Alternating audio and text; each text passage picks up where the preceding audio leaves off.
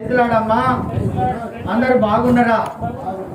సరే, ఏది ఏమైనప్పటికీ ఈ నూతన సంవత్సరానికి ఉన్న ప్రత్యేకత ఏంటి? ఈ నూతన సంవత్సరం అసలు ఎందుకు మనం జరుపుకుంటున్నాం? ఈ నూతన సంవత్సరాన్ని మనము ఎందుకు జరుపుకుంటున్నాం?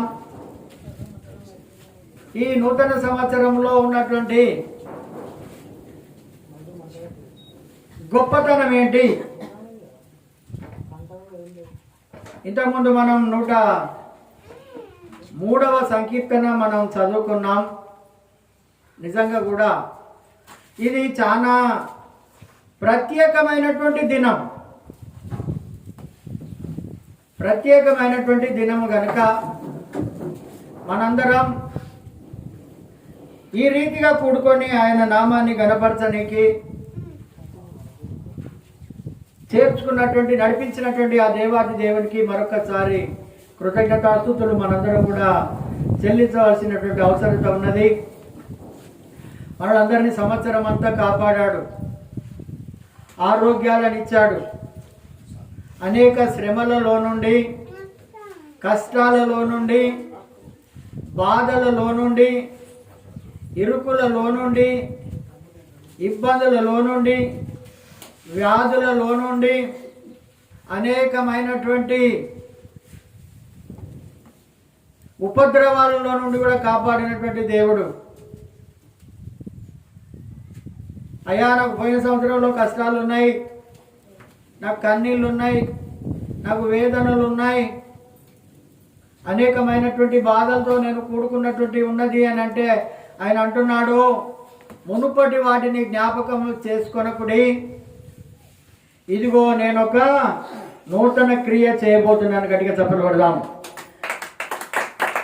శ్రమలలోకి వెళ్ళి, కష్టాలకు వెళ్ళి, బాధల్లోకి వెళ్ళి, సమస్యలలోకి వెళ్ళి దేవుడు మనందరినీ విడిపించుటకు సమర్థుడు అని మనం నమ్మి ఆయన యొక్క మందిరానికి మనం వస్తూ ఉన్నాం. ప్రార్థించడం మీ పని, కార్యము చేయడము నా పని. మనం ప్రార్థించకపోతే ఏ కార్యము జరగదమ్మా. నేను ఒక ఉదాహరణ చెప్తాను, వినండి. మనము ప్రార్థన చేయకపోతే ఏ కార్యము జరగదు. ఎందుకంటే మనం దుకాణంలో పోయి వట్టిగానే దర్వాజా పట్టుకొని నిలబడి మళ్ళీ వెనక ముఖాన్ని వద్దాం. ఇస్తారా వాళ్ళు? ఎందుకు ఇయ్యరు? వాళ్ళకి కావాల్సింది వారికి ఇవ్వాలి. వారికి కావాల్సింది వారికి ఇస్తేనే నీకు ఏం కావాలో వాళ్ళు ఇస్తారు. నువ్వు ప్రార్థన చేయకుండా దేవుడా నాకు ఇది కావాలంటే మాత్రం కాదు. ఆయన అంటున్నాడు, ప్రార్థన ప్రార్థన ప్రార్థన, అడుగుడి మీకు ఇవ్వబడును, వెదకుడి మీకు దొరుకును, తట్టుడి మీకు తీయబడును. మనం ఇవి చేసేటువంటి వారముగా మనం ఉండాలి. సరే, ఇదంతా మనకు తెలుసు కాబట్టి చెప్తున్నాను. ఈరోజు ఎందుకు మనము ఈ దినాన్ని ఘనంగా ఎంచాలి అంటే దీంట్లో ఉన్నటువంటి మర్మం.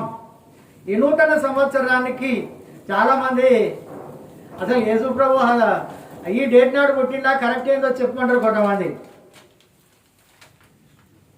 అది సందిగ్ధమైనటువంటి ప్రశ్న. ఆయన పుట్టకపోతే ఈ శకములో ఉండేవాడు కాదు, అది గ్రహించాలి మనం. అందుకే చెప్తున్నాడు ఇక్కడ, యేసు ప్రభు పుట్టిన తర్వాత మనం అయితే పురుడు ఎన్ని రోజుల్లో చేసుకుంటామమ్మా? 21 రోజుల్లో చేసుకుంటాం. కానీ యూదులు మాత్రం 8వ దినాన్ని చేసుకుంటారు. గట్టిగా చప్పట్లు కొట్టండి. యూదులు 8వ దినాన వాళ్ళు చేసుకుంటూ ఉంటారు. ఎప్పుడైతే వాళ్ళ ఆచార ప్రకారంగా, వాళ్ళకు ఉండబడేటువంటి ఆచార ప్రకారంగా పెద్ద గొప్పవారైతే, చాలా జాగ్రత్త వినండి, గొప్పవారైతే ఏదో గొర్రెల్లో లేకపోతే ఒక కోడల్లో లేకుంటే మరే దాన్నైనా వాళ్ళు బలి అర్పించవచ్చు. కానీ యేసు ప్రభువుకు సంబంధించినటువంటి మరియమ్మ యోసేపులు చాలా బీదవారు కనుక ఆ దేవాది దేవునికి వాళ్ళు ఏమి ఇచ్చినట్టుగా ఉన్నదని అంటే పావురం పిల్లనిచ్చినట్టుగా మనం చూస్తూ ఉన్నాం.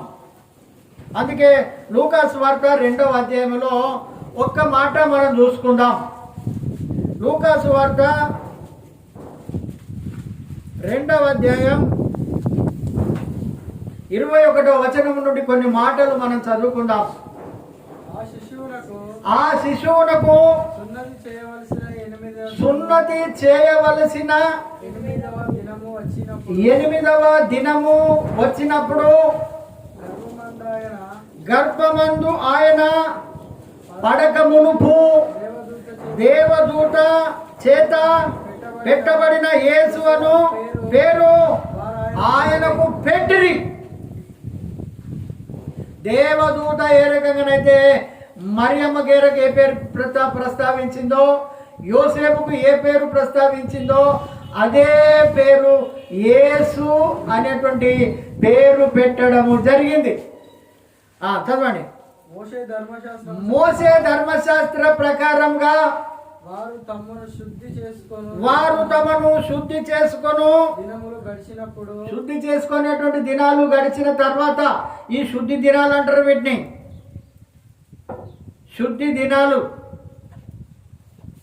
ఈ శుద్ధి దినాలు అంటే ఇప్పుడు మనకు ఎవరైనా మరణించినప్పుడు 10వ కర్మకాండతోటి అది ఆ శుద్ధి ఆ కుటుంబంలో చేయబడుతుంది.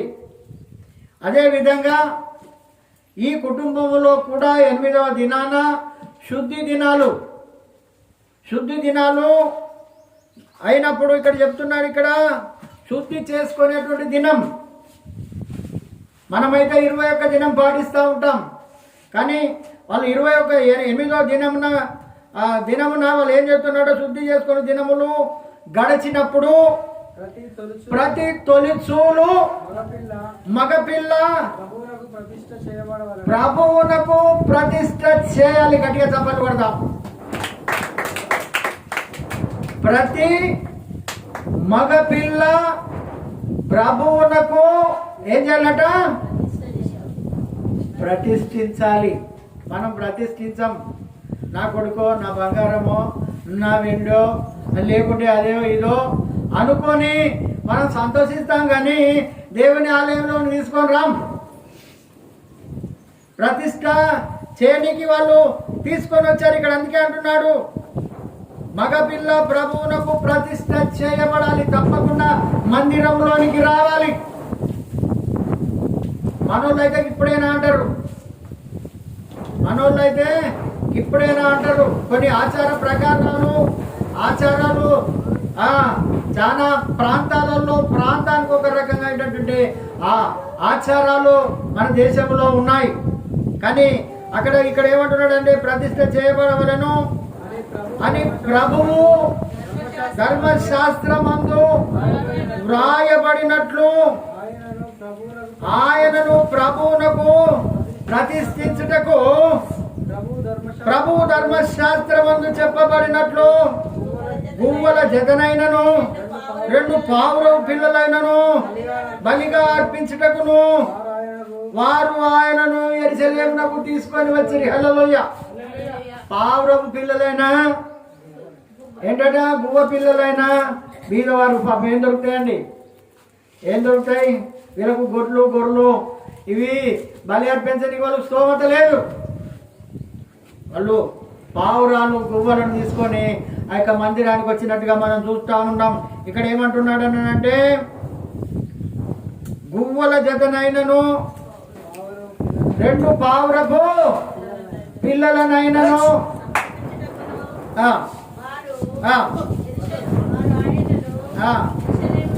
యెరూషలేమునకు తీసుకొని పోయారు. హలో, ఎక్కడ తీసుకొని పోయారు? ఎక్కడి నుండి తీసుకొని పోయారు? ఎక్కడి నుండి ఎక్కడికి తీసుకొని పోయారు? అబ్బో, గంత దూరం అంటారు కొంతమంది. అబ్బో, గంత దూరమా? దేవుని మందిరానికి గంత దూరమా? దేవుని మందిరానికి దూరము దగ్గర అనేది ఉండదు. అంతటా ఒకటి, నా మందిరము సమస్తమైనటువంటి అన్య జనులకు ప్రార్థనా మందిరం అనబడాలి. దేవునికి కావాల్సింది అది. అది తన యొక్క మందిరంలో ఎవరైనా కనపడాలి. మొన్నటి దినం మనం మందిరం గురించి నేర్చుకున్నాం. అందుకే ఇక్కడ మాట్లాడుతున్నాడు. ఏమంటున్నాడు అంటే యెరూషలేమునకు తీసుకొని పోయిరి, యెరూషలేమునందు సిమియోనను ఒక మనుషుడున్నాడు, అతడు నీతిమంతుడు భక్తిపరుడై ఉండి ఇశ్రాయేలీయుల యొక్క ఆదరణ కొరకు కనిపెట్టేటువంటి వాడు. హల్లెలూయా. ఎవరి కోసం కనిపెడుతున్నాడట? మనం ఎవరి కోసం కనిపెడుతున్నాం? మన పాడి పంటల కోసము, మన దుఃఖిడెద్దుల కోసం, మన ఉద్యోగాల కోసం, మనకు రావాల్సినటువంటి మన పని పాటల కోసం, మన పిల్లల కోసం, మన బంధువుల కోసం, మన స్నేహితుల కోసం, వీళ్ళ కోసమే మనం కనిపెడుతున్నాం. కానీ కొంతమంది భక్తులు పరిశుద్ధ లేఖనాలలో ఒకరి పేరు వ్రాయబడి ఉన్నది అని అంటే వాళ్ళు మామూలు వ్యక్తులు కాదు. ఇంతకుముందు మనం చూసుకున్నాం, మనందరం కూడా చాలా సందర్భాలలో విన్నాం.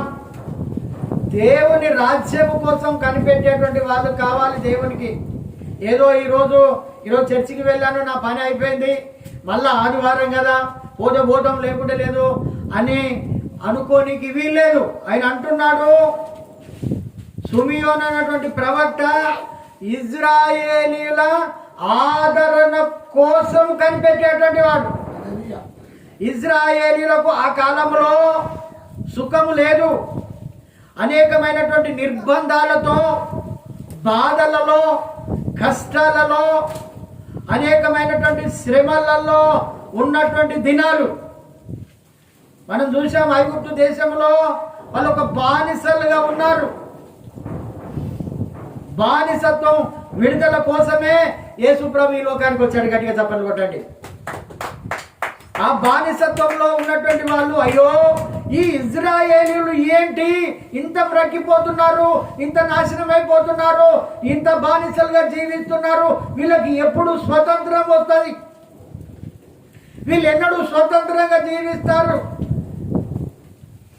వీళ్ళు ఎన్నడూ వాళ్ళు మంచి జీవితాలు జీవిస్తారు, ఎప్పుడు సుఖవంతమైనటువంటి జీవితాలు జీవిస్తారు అని వాళ్ళ కోసం కనిపెట్టేటువంటి ఒక వ్యక్తి, ఆయన పేరు సిమియోన్. మనం కూడా చూస్తూ ఉన్నాం, మన భారతదేశంలో స్వతంత్రం రాకముందు మన పరిస్థితి కూడా ఆ రకంగానే ఉన్నది. అంటరానితనం, అస్పృశ్యత ఇప్పటికి కూడా లేకపోలేదు. ఇంకా అది దేశం దాటి ఎల్లలు దాటి వెళ్ళిపోలే, మన మధ్యలో ఉంది ఇంకా కులమత భేదాలని.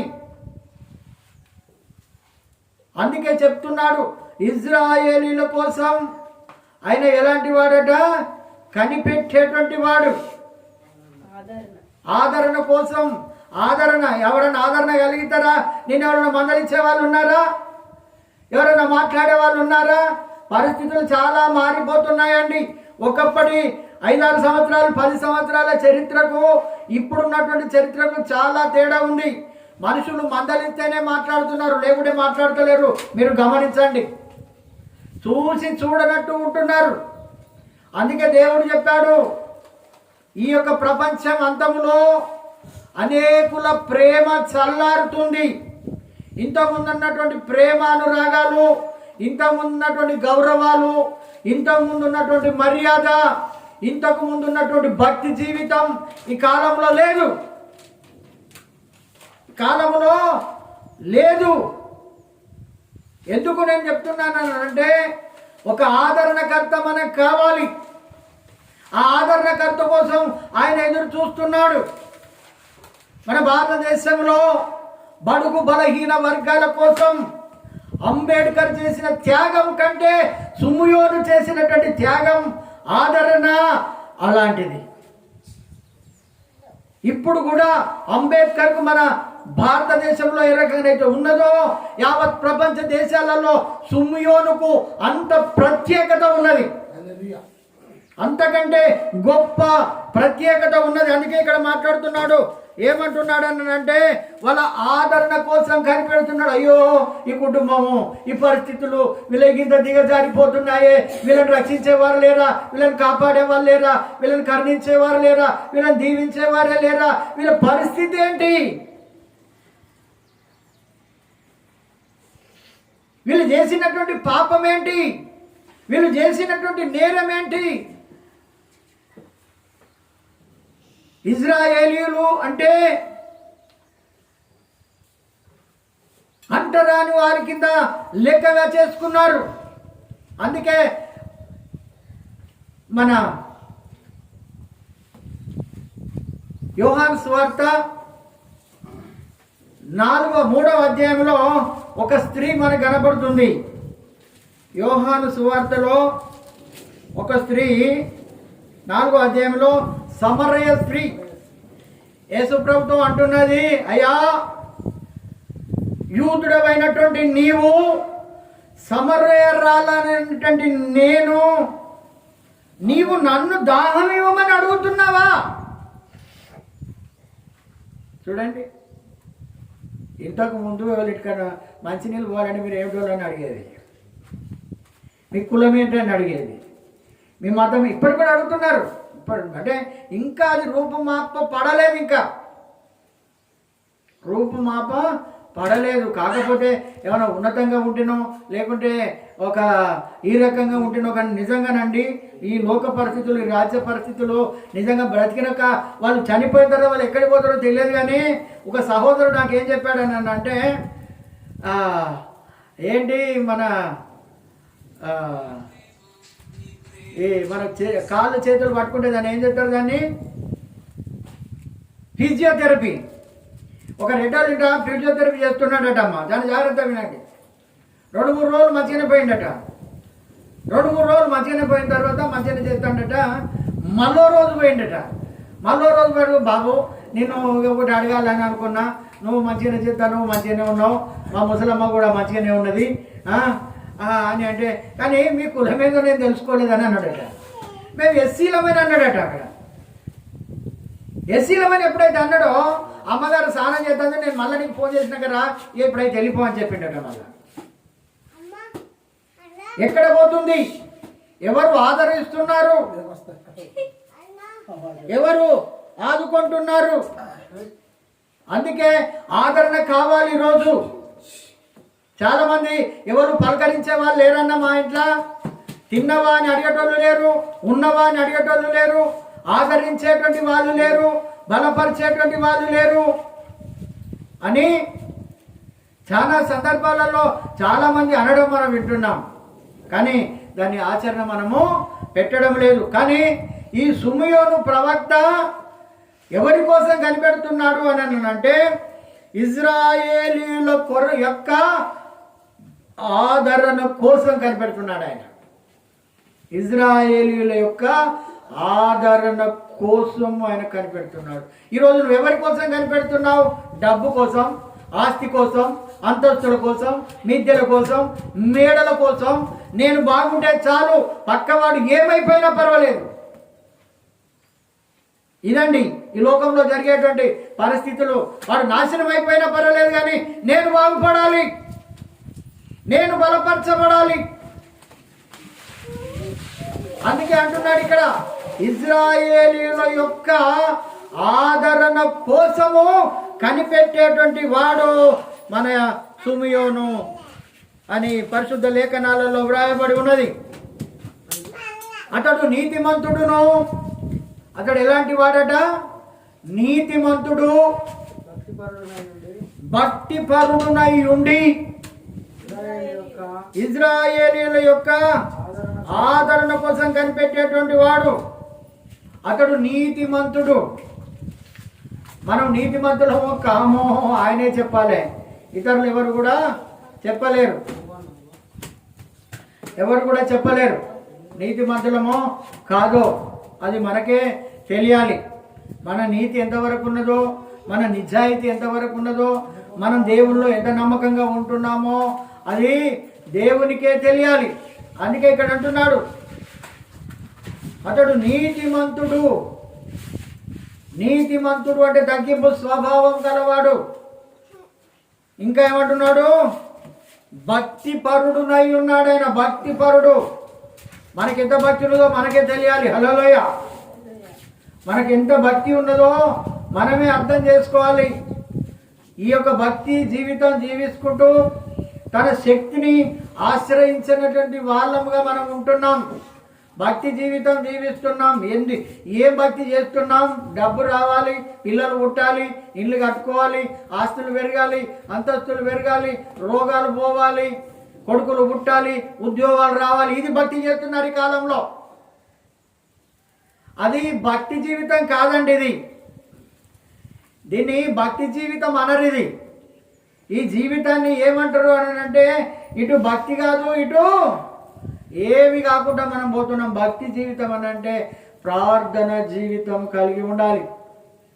ఆయన నీతిమంతుడు, భక్తి మార్గములో నడిచేటువంటి వాడు. ఆయన ఇజ్రాయేలీల యొక్క ఆదరణ కోసం కనిపెట్టేటువంటి వాడు. మనమైతే అంటాం ఎవరెటు పోతే నాకేంది, నేను బాగుంటే చాలు, ఎవరు ఏమైపోతేంది, నేను మంచిగుంటే చాలు, ఎవడు నన్ను ఉద్ధరిస్తున్నాడు, ఎవడు నాకు మేలు చేసిండో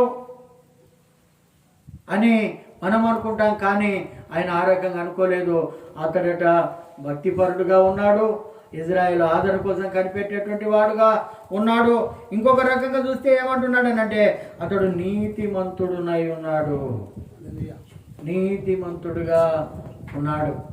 చాలామంది పరిశుద్ధ గ్రంథంలో ఉన్నారు, దేవుని యొక్క ఆదరణ కోసం కనిపెట్టేటువంటి వాళ్ళు. ఈరోజు యేసుక్రీస్తు కోసం మనం ఏం చేస్తున్నాం? రక్షకుడుగా వచ్చాడు ఆయన, పాపుల రక్షకుడుగా వచ్చాడు, సిలువ వేయబడ్డాడు, మళ్ళీ తిరిగి పరలోక రాజ్యానికి వెళ్ళిపోయాడు, చనిపోయి తిరిగి లేచి. మనకు అంతవరకే తెలుసు. కానీ ఆయన మనకు చేస్తున్నటువంటి అద్భుత ఆశ్చర్య మహత్కార్యాలు మాత్రం మనకు తెలియవు. చూడండి, ఇంకొక మాట ఏమంటాడు అంటే పరిశుద్ధాత్మ అతని మీద ఉండెను. ఏముందట? పరిశుద్ధాత్మ అతని మీద పరిశుద్ధ ఆత్మ కూడా ఉంది. ఇటు భక్తిపరుడు, ఇజ్రాయేల్ ఆదరణ కోసం కనిపెట్టేటువంటి వాడు, ఆయన నీతిమంతుడు. మళ్ళీ రకంగా చెప్తే ఏమని ఉన్నదంటే పరిశుద్ధ ఆత్మ అతని మీద ఉండెను. అతడు ప్రభు యొక్క క్రీస్తును చూడక మునుపు మరణము పొందడని అతనికి పరిశుద్ధాత్మ చేత బయలుపరచబడి ఉండెను. హల్లెలూయ. ఇక్కడ అంటున్నాడు ఆయనట, చాలా జాగ్రత్త వినండి. ఆయన కొంతమంది మనం ఈ లోకంలో చూసినట్టయితే నా కొడుకు పెళ్ళి నేను చూడను, నా బిడ్డ పెళ్ళి చూడను, మా మనవరాళ్ళ పెళ్ళిళ్ళు నేను చూడను, ఈ దిగులు పట్టుకుంటాంటది. అంతే కదమ్మా. చాలామందికి వాళ్ళు ప్రయోజకులు కావాలి, మాకంటే పెద్దోళ్ళు కావాలి, వాళ్ళ పెళ్ళిళ్ళు కావాలి, వాళ్ళ పిల్లలను చూడాలి అని కూడా మనందరికి ఉంటుంది. అలాంటి ఆశలు ఉన్నాయి. కానీ అతను కుండబడేటువంటి ప్రత్యేకంగా ఉన్నాడండి. ఈయన సుమియోను, ఈయన ఒక ప్రత్యేకముగా ఉన్నాడు. ఏమంటున్నాడు అని అంటే ప్రభు యొక్క క్రీస్తును చూడక మునుపు, ఆయన చూడకుండా చావడట. దేవుడు అతనికి ఇచ్చాడు ఆయనకు. హల్లెలూయ. అలాంటి గిఫ్ట్ ఆయనకి ఇచ్చాడు ఆయన. మనకేమేదో కావాలని అనుకుంటాం మనం. డబ్బు కావాలి, ఆస్తి కావాలి, స్వస్థతలు కావాలి, అంతేనా, ఇండ్లు కావాలి, పొలాలు కావాలి, మిద్దెలు కావాలి, కార్లు కావాలి అని మనం ఆలోచిస్తాం. కానీ ఆయనకు ఇవ్వబడినటువంటి ఏంటనంటే ఇక్కడ చెప్తున్నాడు. ఇక్కడ ఆయనకి ఇవ్వబడ్డది ఏంటంటే క్రీస్తును చూడక మునుపు ఆయన చావడు. హల్లెలూయ. మరి క్రీస్తు ఎక్కడికి వచ్చాడు? క్రీస్తు ఎక్కడికి వచ్చాడు? ఆయన ఎదురుగానే వచ్చాడు. గట్టిగా చప్పట్లు కొట్టండి. ఆయన మందిరంలోనికే వచ్చాడు. మామూలుగా కాదండి చరిత్ర. యేసు ప్రభు చరిత్ర మామూలుది కాదు. ప్రతి ఒక్కటి రాయబడి ఉంటుంది ఇక్కడ. క్రీస్తును చూడక ముందు చావడు. ఒకవేళ అదే మందిరంలో రాకపోతే ఇంకా 10 ఏళ్ళైనా బ్రతుకుతాడు, ఆయన ఇంకా 100 ఏళ్ళైనా బ్రతుకుతాడు. అలాంటి జీవితం అతనుకున్నది దేవుడు. అలాంటి వాగ్దానం ఇచ్చాడు. మనకి ఇచ్చినటువంటి వాగ్దానాలన్నీ ఈ రోజులో తుంగలు దొక్కేస్తున్నాం. మనకి ఏ వాగ్దానమో ఏం కథో. పోయిన సంవత్సరం ఇచ్చిన వాగ్దానమే ఈ సంవత్సరం మనకు గుర్తుండదు. వాగ్దానాలు ఇచ్చేటువంటి దేవుడు, ఆ వాగ్దానాన్ని నెరవేర్చేటువంటి దేవుడు. ఒకసారి ఆయనకి ఇచ్చాడు, నువ్వు క్రీస్తును చూడక మునుపు బాబు, చూసేంత వరకు నువ్వు మరణం కావు అంటే ఎంత ఆధిక్యత ఉన్నదో చూడండి. అక్కడ దేవుడు అతన్ని ఏ రకంగా క్రీస్తునే, దేవాది దేవుణ్ణి అతని దగ్గరికి నడిపించాడు దేవుడు. దేవుని యొక్క వాగ్దానం ఆ రకంగా ఉంటుంది. అందుకే ఇక్కడ అంటున్నాడు, ఇది ఒక వాగ్దానం. అతడు ప్రభు యొక్క క్రీస్తును చూడక మునుపు మరణము పొందడని అతనికి పరిశుద్ధాత్మ చేత బయలుపరచబడి ఉన్నది. నువ్వు చావు అయ్యా, నువ్వు చావు. మనం ధైర్యం చెప్తాం పేషెంట్ దగ్గరికి పోయి, ముసలిలోకి సాయం చెప్తావు, నువ్వెప్పుడు ఎక్కడ చస్తావయ్యా, ఇంకా 10 ఏళ్ళైనా నువ్వు చావంటే అంతేనా, అయితే ఇంకా బతుకుతా. నువ్వు పోతావంటే పుట్టుకునే పోతాడు తెల్లారే మళ్ళా. ఆ రకంగా కూడా ఉంటుంది. అందుకే ఇక్కడ అంటున్నాడు, ఇక్కడ బయలుపరచబడి ఉన్నది అతనికి. అది జరగకుండా కాదు, దేవుని యొక్క మాట. ఈరోజు మనం కష్టాలలో ఉన్నాం, బాధలలో ఉన్నాం, శ్రమలలో ఉన్నామని అంటే అది నీ మంచికే, అది మన మంచికే అని చెప్తున్నాడు.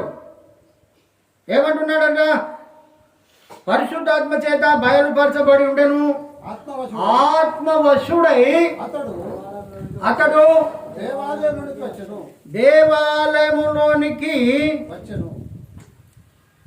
దేవాలయంలోనికి వచ్చెను. అంతటా ధర్మశాస్త్ర పద్ధతి చొప్పున, ఈ ధర్మశాస్త్ర ప్రకారం, బైబిల్ సిస్టమేటిక్ ప్రకారం, వాళ్ళ ఆచార ప్రకారంగా ఆయన విషయమై జరిగించుటకు తల్లిదండ్రులు శిశువైన యేసును దేవాలయములోనికి తీసుకొని వచ్చినప్పుడు అతడు తన చేతులలో ఆయనను ఎత్తుకొని దేవుని స్తుతిస్తున్నాడు. గట్టిగా చప్పట్లు కొట్టండి.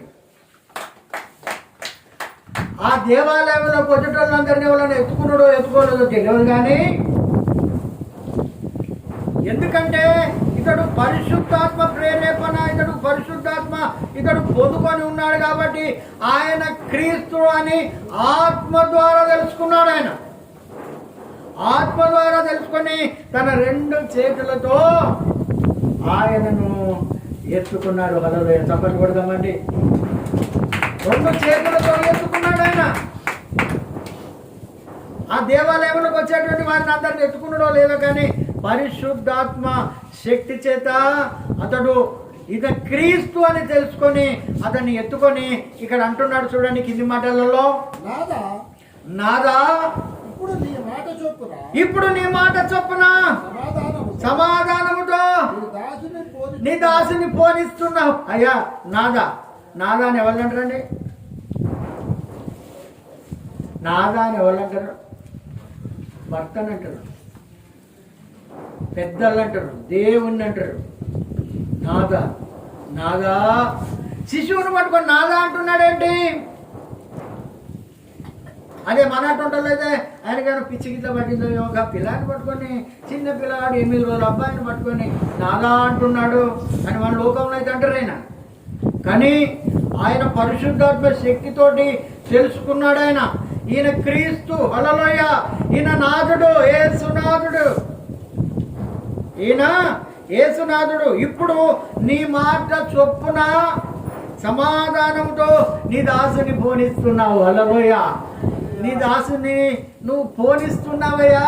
నిన్ను చూడగా ఉన్న నేను పోయేవాని కాదు, కానీ నీ దాసుని సమాధానంతో నీవు పోనిస్తున్నావు అని మాట్లాడి ఏమంటున్నాడు చూడు, అన్యజనులకు నిన్ను బయలుపరచుటకు వెలుగుగాను నీ ప్రజలైన ఇజ్రాయేలుకు మహిమగాను నీవు సకల ప్రజల ఎదుట సిద్ధపరిచినటువంటి నీ రక్షణ నేను కన్నులారా చూస్తున్నాను. గడియ తప్పని కొట్టండి.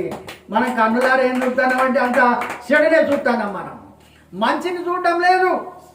మంచి మనకు కనపడదు. ఎవరైనా ఒక మాట అంటే భయపడుతుంది, బాగా కోపం వస్తుంటుంది, బాగా లోపల మనకు దాన్ని మనసులో పెట్టుకుంటా అంటాం. కానీ ఆయన అంటున్నాడు ఇక్కడ, ఆయన ఎలాంటిది ఆయన తన మనసులో పెట్టుకోవడం లేదు. కానీ ఏమని చెప్తున్నాడు అన్నాడంటే, అన్య జనులకు నిన్ను బయలుపరచుటకు. అన్య జనులు అని అంటే భక్తిహీనులకు. ఒక రకంగా చెప్పాలంటే భక్తి లేనటువంటి వాళ్ళు. అన్యజనులు వాళ్ళంటే చాలామంది వేరే రకంగా అనుకుంటున్నారు. భక్తి లేనటువంటి వారిని అన్యజనులు అనవచ్చు వాళ్ళను. ఇక్కడ అంటున్నాడు, ఇక్కడ బయలుపరచుటకు. బయలుపరచడం అని అంటే, బయలుపరచడం అంటే ఏంటండి? బయలుపరచడం అని అంటే అందరికీ చూయించనీకి, అందరికీ కనబడనీకి.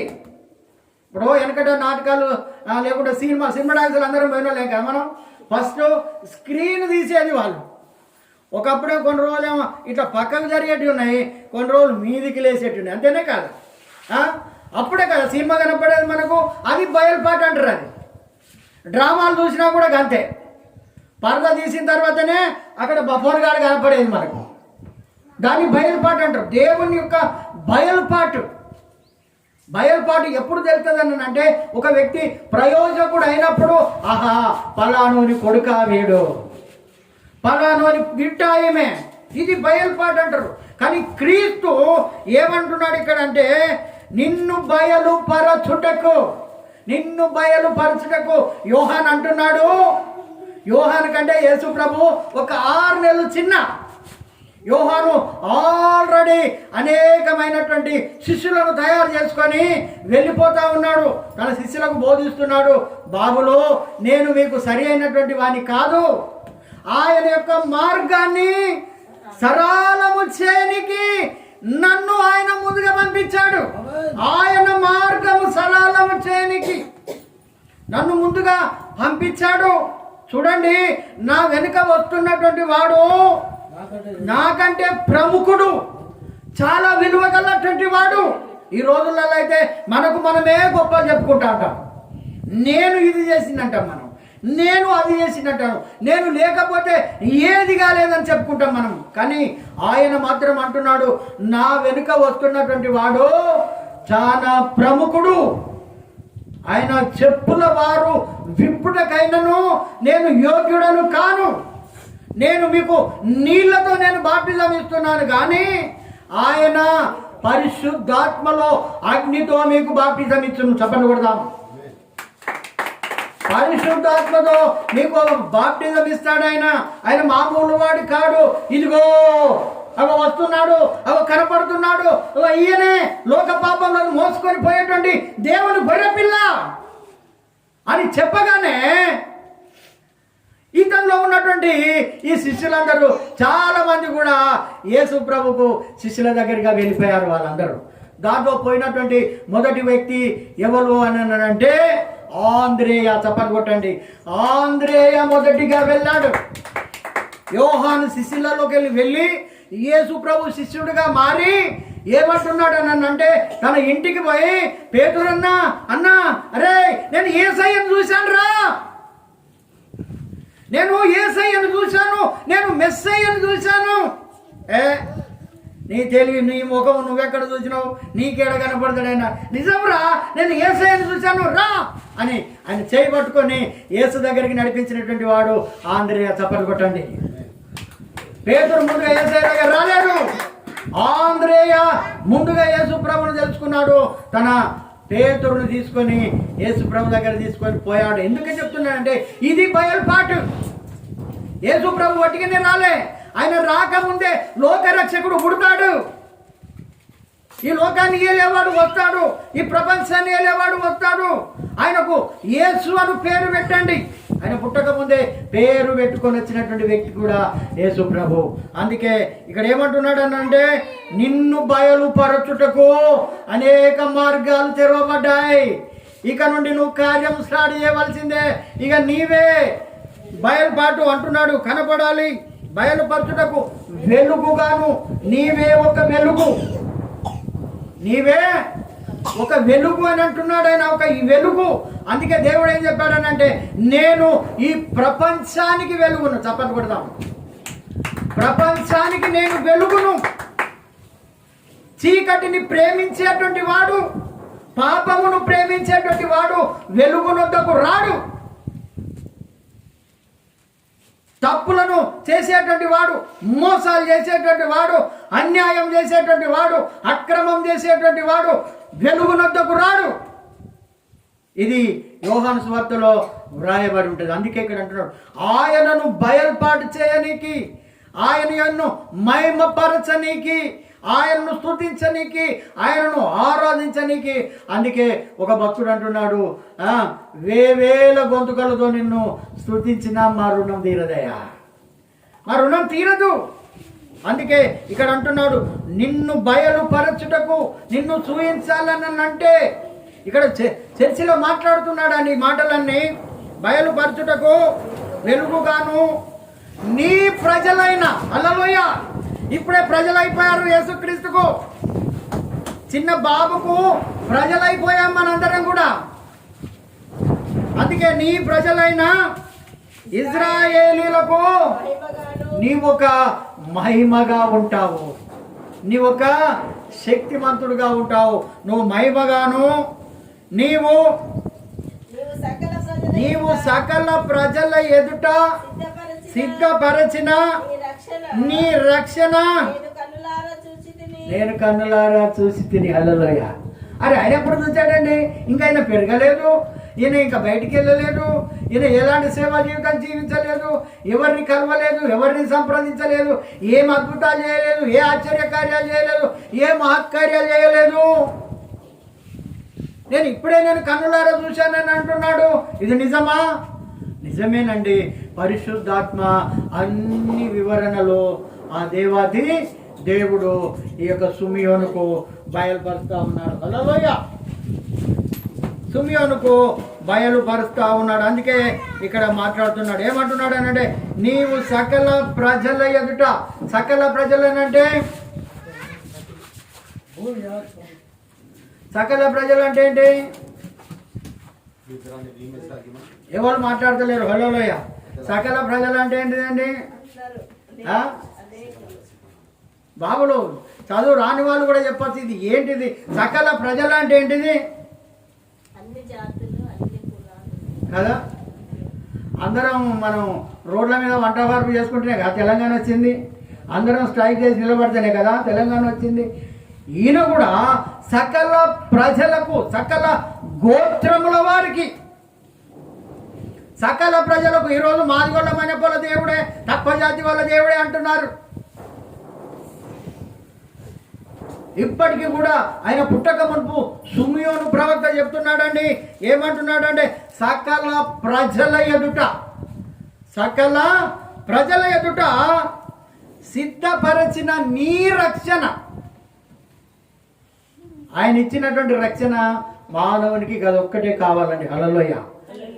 రక్షణ లేక ప్రజలు లక్షల కొలదిగా ఉన్నారు. ఇప్పటికీ కూడా రక్షణ లేక లక్షల కొలదిగా ప్రజలు ఉన్నారు. కనుక ఇక్కడ ఏమంటున్నాడంటే, నీ రక్షణ, ఆయన యొక్క రక్షణ. రక్షకుడు మరొకరు ఎవరు లేరు, రక్షకుడు వేరొకరు లేరు. ఆయన ఒక్కడు మాత్రమే రక్షకుడుగా ఈ లోకానికి వచ్చాడు ఆయన. అందుకే నీ రక్షణ నేను కన్నులారా నేను చూస్తూ ఉన్నాను. హల్లెలూయా. అవన్నీ దర్శనం ద్వారా ఆ సిమియోను ప్రవక్తకు చూపిస్తున్నాడు. అని ఎంతో మందిని బాగు చేసింది. కళ్ళు లేని వారికి కళ్ళు, కుంటి వారికి నడక, అదేవిధంగా కుష్టి వ్యాధిగ్రస్తులు బాగుపడడం, లేకపోతే చనిపోయినటువంటి వాళ్ళని లేపడము. ఈ యొక్క బాబునెత్తుకొనే ఈ దర్శనాలన్నీ చూస్తున్నాడు ఆయన. బాబునెత్తుకొని ఈ దర్శనాలన్నీ, ఈ రక్షణ మార్గం అంతా ఆయన చూస్తూ ఉన్నాడు. అందుకే ఇక్కడ చెప్తున్నాడు, సిద్ధపరిచిన నీ రక్షణ. ఆయన రక్షణ సిద్ధం చేసేటువంటి దేవుడు. హల్లెలూయా. రక్షణ లేకుంటే ఈ కాలంలో మనం దండిగేనండి. రక్షణ అనుభవం మనకు ఉండాలి. రక్షణ తీసుకోవాలి. రక్షణ తప్పకుండా మానవునికి ఉండాలి. రక్షణ లేకపోతే మనకు అక్కడ పరలోక రాజ్యం లేదు. అందుకే ఇక్కడ మాట్లాడుతున్నాడు, నీ రక్షణ నేను కన్నులారా చూసి తినని చెప్పి ఏమంటున్నాడు చూడండి. ఇక్కడ యోసేపును ఆయన తల్లియు ఆయనను గూర్చి చెప్పబడిన మాటలన్నీ విని ఆశ్చర్యపోతున్నారు. హల్లెలూయా. ఈయన ఇలాంటి వాడు, ఇంత అద్భుతకరుడు అన్న కొడుకు, ఇంత ఆశ్చర్యకరుడు అన్న కొడుకు, ఈ సకల ప్రజలను ఏలేటువంటి వాడా? అతని సింహాసనము అంతము లేనిదాడు. ఆయన సింహాసనం, హల్లెలూయా, ఆయన యొక్క సింహాసనము అంతము లేనిది. చూడండి, ఇదే 2వ అధ్యాయంలో 1వ అధ్యాయంలో ఉంటుంది చూడండి. లూకా సువార్త 1వ అధ్యాయం 32వ వచనం. ఇవన్నీ దర్శనం ద్వారా సుమయోను చూస్తూ ఉన్నాడు. ఇది దేవుడు పలికినట్టు, ఏది దూత చెప్పినటువంటి మాట, మరియ తల్లికి చెప్పినటువంటి మాట. ఇక్కడ చూడండి 32వ వచనంలో, ఆయన గొప్పవాడై సర్వోన్నతుడైనటువంటి కుమారుడు అనబడును. ప్రభు అయినటువంటి దేవుడు ఆయన తండ్రి అయిన దావీదు సింహాసనమును ఆయనకిస్తాడు. హల్లెలూయా. ఆ సింహాసనం పక్కన మనం కూర్చునేటువంటి ఆధిక్యత కూడా దేవుడు ఇవ్వబోతున్నాడు. ఆయన కుడి పార్శ్వాన ఆయన కూర్చొని ఉన్నాడు. చప్పట్లు కొడదాం. ఆయన తండ్రి కుడి పార్శ్వాన ఆయన కూర్చుండి ఉన్నాడు. జెబెదయి కుమారుల తల్లి, అయ్యా మీరు చాలా జాగ్రత్త. జెబెదయి కుమారుల తల్లి యేసుప్రభు దగ్గరికి వచ్చి అంటున్నది, అయ్యా నీకు నమస్కారం అయ్యా. అమ్మ నమస్కారం. ఏంటి, ఎందుకు వచ్చావు నా దగ్గరికి? ఏం లేదయ్యా, నాకు 2 కుమారులు ఉన్నారు కదా, 2 కుమారులు సేవలే ఉన్నారు. నా 2 కుమారులు నీతోటే ఉన్నారు కదా, ఒకడు నీ కుడి వైపున, ఒకడు నీ ఎడమ వైపున నీ సింహాసనం దగ్గర ఉండేటట్టు చూసుకోవయ్యా తండ్రి స్వామి, నేను ఇది ఒక్కటే కోరుకుంటున్నా అని అంటుంది. అంటే ఆయన అంటున్నాడు, అమ్మా నీ ఆలోచన చాలా బాగున్నది, నువ్వు మంచిగా అడిగినావు అమ్మ, అందరికంటే నువ్వు చాలా మంచిగా అడిగినావు. కానీ అమ్మా ఆ సింహాసన విషయంలో నా పక్కన కుడివైపే కానీ ఎడమ వైపే కానీ ఎవరు కూర్చుండే ఆధిక్యత అది లేదు. అది నా తండ్రి వల్లనే ఉన్నది. అది ఇచ్చేది నా తండ్రి వల్లనే ఆ సింహాసనం రావాలి, లేకపోతే ఏది కూడా రాదు. ఆయన అడుగుతున్నాడు, అమ్మా మరి నేను పానం చేసేటువంటి ఆ పాత్రలోనేది మీరు తాగుతారా? అయ్యా మేము తాగుతామయ్యా. మరి నేను తినేటువంటి దాంట్లో మీరు తింటారా? తింటామయ్యా. కానీ మీరు పాత్రలోని తాగుతారో ఏమో, కానీ నా కుడి వైపున ఒకడు ఎడమ వైపున ఉండు మాత్రము అది నా తండ్రి చిత్తంలో ఉన్నది. వాటిని తెలుసుకుంటే మీ పని కాదు. అంటే దీన్ని బట్టి మనం అర్థం చేసుకోవాల్సింది ఏంటిదని అంటే, ఆయనకు ఒక సింహాసనం ఉన్నది, ఆయనకు ఒక ధవల సింహాసనం ఉన్నది. ఆ ధవల సింహాసనంలో ఆ సింహాసనం మీద కూర్చోవాలని కూడా సాతానుగాడు అనేక కుతంత్రాలు కుట్రలు అన్నాడు. వాడు ఆ సింహాసనాన్ని వడగొట్టాలని, ఆ సింహాసనం నేనే తీసుకోవాలని, ఏ విధంగానైనా ఇది అబ్బా ఇంతమంది ప్రజలు ఈ పరలోక రాజ్యములో ఏంటి ఇంత నీతి, ఏంటి ఇంత రక్షణ, ఏంటి ఈ స్తుతులు, ఏంటి ఆరాధన, ఇదంతా నాకు రావాలి. ఇదంతా మనిషికి పేరాశ ఏ రకంగా ఉంటుందో సాతాను గాడు అలాంటి పేరాశతో దేవుని చూస్తా ఉన్నాడు. అక్కడ వాడు అనుకుంటున్నాడు, బిడ్డ ఎన్నడికైనా నీ సింహాసనాన్ని నేను తీసుకుంటా. మానవులలో కూడా గట్లేమారండి, మానవులలో కూడా వాడిని జడగొట్టాలి, వాడిని పడగొట్టాలి, ఒకరిని నాశనం చేయాలని చూస్తూ ఉన్నారు. అది సాతాను గాని బుద్ధి. దాని ఆయన సింహాసనము పడగొట్టాలని ఎప్పుడైతే వాని హృదయంలో ఆలోచన వచ్చిందో వెంటనే అక్కడి నుండి నెట్టి పడైతే వాడి భూలోకంలో పడ్డాడు. వాడు అక్కడి నుండి నెట్టేస్తే భూలోకంలో పడ్డాడు. అంటే దీన్ని బట్టి మనం అర్థం చేసుకునేది ఏంటంటే ఆయనకు ఒక సింహాసనం ఉన్నది. ఆయనకు సింహాసనము దావీదు సింహాసనం, అది మామూలు సింహాసనం కాదు. అందుకే ఇక్కడ మాట్లాడుతున్నాడు, ఆ యొక్క దావీదు సింహాసనమును ఆయనకిస్తాడు, ఎవ్వరికి ఇవ్వడు. ఆ సింహాసనము ఎవ్వరికి కూడా ఇవ్వరు. అక్కడ ఎప్పుడు కూడా రేయింబవలు ఓకే హల్లెలూయా గానమే ఉంటుంది. ఆ సింహాసనాన్ని చూసినటువంటి వ్యక్తులు ఎవరెవరు ఉన్నారు తెలుసా? ఆ సింహాసనాన్ని చూసినటువంటి వాళ్ళు యెషయా ఉన్నాడు. సింహాసనాన్ని చూసినటువంటి వ్యక్తులలో యెషయా ఉన్నాడు. ఒకసారి యెషయా గ్రంథం 6వ అధ్యాయం చూసి ఒకసారి యెషయా 6వ అధ్యాయంలో ఒక మాట మనం చూసుకొని ముగింపులోనికి వెళ్ళిపోదాం. యెషయా గ్రంథం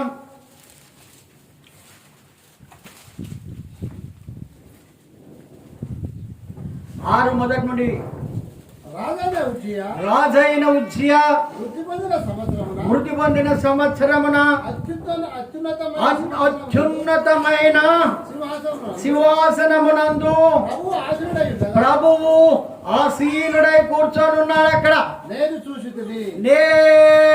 చూసి తిని చప్పలు కొట్టండి. సింహాసనం చూడాలంటే ఒకటి మామూలు విషయం కాదమ్మా.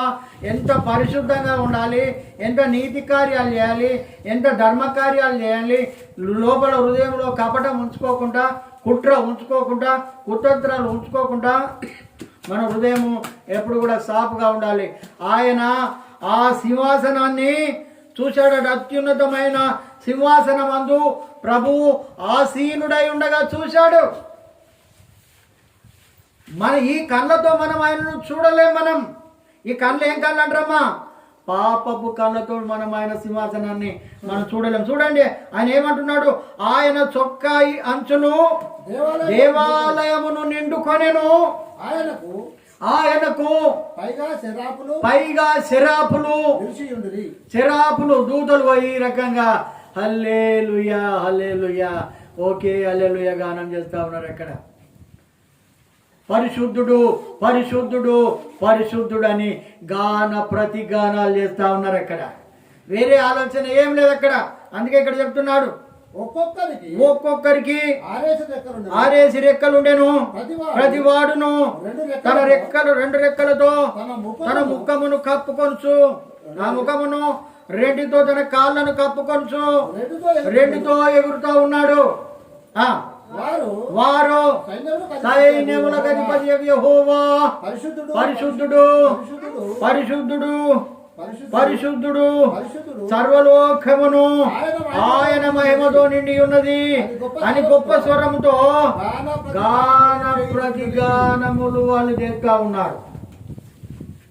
యెషయా చూశాడు ఆయన సింహాసనాన్ని. అందుకే ఇక్కడ అంటున్నాడు, ఇక్కడ మరో వచనంలో ఏమంటున్నాడు అని అంటే, వారి కంఠ స్వరము వలన గడప కమ్ముల పునాదులు కదులుతూ మందిరము ధూపము చేత నిండగా నేను అయ్యో నేను అపవిత్రులను, నేను పాపిని, అపవిత్రమైనటువంటి పెదవులు గలవాడను. గల జనముల మధ్య, ఎలాంటి జనుల మధ్య ఉన్నామనంటే బొంకుడు మాటలు మాట్లాడే వారి దగ్గర ఉన్నాం, పనికిరాని మాటలు మాట్లాడే వాళ్ళు ఉన్నారు, వాళ్ళ మధ్యలో ఉన్నాం.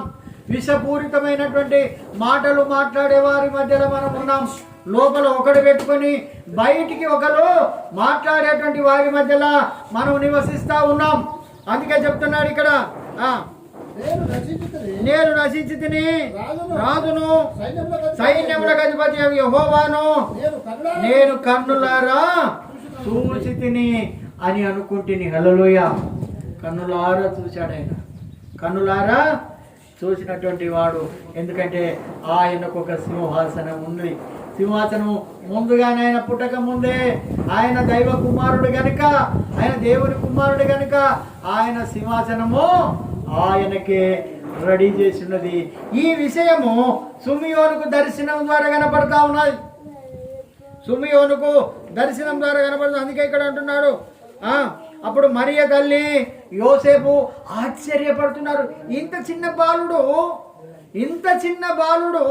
ఇంత చరిత్ర ఉన్నదా ఏంటి? దేవుని యొక్క దూతలే వచ్చి కళల ద్వారా దర్శనం ద్వారా మాకు ఈ రకంగా కనపడ్డారని. అందుకే చెప్తున్నాడు, సుమియోను వారిని దీవించి ఇదిగో అనేక హృదయాలోచనలను బయలుపడినట్లు ఇజ్రాయేలులో అనేకులు పడుటకును తిరిగి లేచుటకును వివాదాస్పదమైన గుర్తుగా ఈయన నియమింపబడి ఉన్నాడు. మరియు మరియు నీ హృదయంలోనికి ఒక ఖడ్గము దూసుకొని పోవునని హల్లెలూయా. కానీ బిడ్డ, నీ హృదయంలోనికి ఒక ఖడ్గము దూసుకొని వెళ్ళిపోతుంది. ఒక ఖడ్గము దూసుకొని వెళ్ళిపోతుంది. ఆయన ఎలాంటి వాడని చెప్తున్నాడు అంటే, అనేక హృదయ ఆలోచనలు బయలుపడతాడు ఆయన. నీ హృదయంలో ఏమనుకుంటావో చెప్తున్నాడు ఆయన. చెప్పేటువంటి వాడు హృదయ ఆలోచనలు బయలుపడుతున్నట్లు ఇజ్రాయేలీయులలో అనేకులు పడుటకును తిరిగి లేచుటకును వివాదాస్పదమైన గుర్తుగా ఈయన నియమింపబడి ఉన్నాడు. వివాదాస్పదం. ఇప్పటికీ కూడా యేసుప్రభు జీవితం, యేసుప్రభు యొక్క చరిత్ర మొత్తం వివాదాస్పదంగానే ఉన్నది. హల్లెలూయా. అందుకే సిమియోను ప్రవక్త యేసుప్రభుని 8వ దినాల తన చేతులకు ఎత్తుకొని పలికినటువంటి మాటలు, యేసు అను పేరు పెట్టడం జరిగింది. అప్పుడే అదే దినం ఇదే జనవరి 1 గట్టిగా చప్పట్లు కొట్టండి. అదే దినం చరిత్రలో ఇప్పటికీ కూడా మన ఇళ్ళ క్యాలెండర్లు ఉన్నాయి అని అంటే యేసు ప్రభు పుట్టాడని, యేసు ప్రభు ఈ కొత్త సంవత్సరంతో స్టార్ట్ అయింది జనాభా లెక్కలని, యేసు ప్రభు ఏది జన్మించక మునిపే లెక్కలు స్టార్ట్ అయినాయని ప్రపంచ చరిత్ర తెలియజేస్తా ఉన్నది. యేసు ప్రభుతోటి ఈరోజు లెక్కలు చూస్తున్నాం, టైం చూస్తున్నాం, అన్ని చూస్తున్నాం అని అంటే యేసు క్రీస్తు ద్వారానే ఈరోజు మనకు చైతన్యం వచ్చింది ఇక్కడ. హల్లెలూయా. అందుకే చెప్తున్నాడు, ఈరోజు చాలా పరమ పవిత్రమైనటువంటి దినం. ఇదే జనవరి 1. సంవత్సరాలు మొదలుకొని సంవత్సర అంతం వరకు ఆయన కనదృష్టి మన మీద నిలుచునుగాక. అనేక సంవత్సరములు దయా కిరీటముగా మన జీవితాలలో ఉండునుగాక. అందుకే చెప్తున్నాడండి, ఇవి మామూలు మాటలు కాదు. మనం వట్టిగానే ఇక్కడికి వ్యర్థంగా ఇక్కడికి రాలేదు. దేవుని మాటలు విన్నాం, దేవుని స్వరం విన్నాం. ఇలాంటి మాటలు ఇవన్నీ కూడా ఎక్కడ కూడా మనకు దొరకవండి. కేవలం పరిశుద్ధ గ్రంథము తెరిస్తేనే ఇవన్నీ మనకు అర్థమవుతూ ఉంటాయి. ఇంత క్లుప్తంగా, ఇంత అద్భుతకరంగా, ఇంత ఆశ్చర్యకరంగా ఇంకా దేవుని మాటలు ఇంకా బయలుపాట్లో ఉన్నవి. ఇంకా ముందు అధ్యాయాలలో మనం దేవుని గురించి, యేసుప్రభు జీవిత చరిత్ర గురించి మనం చదువుకుందాం. దేవుడు ఈ కొద్ది మాటలు దీవించును గాక. ప్రార్థన చేసుకుందాం.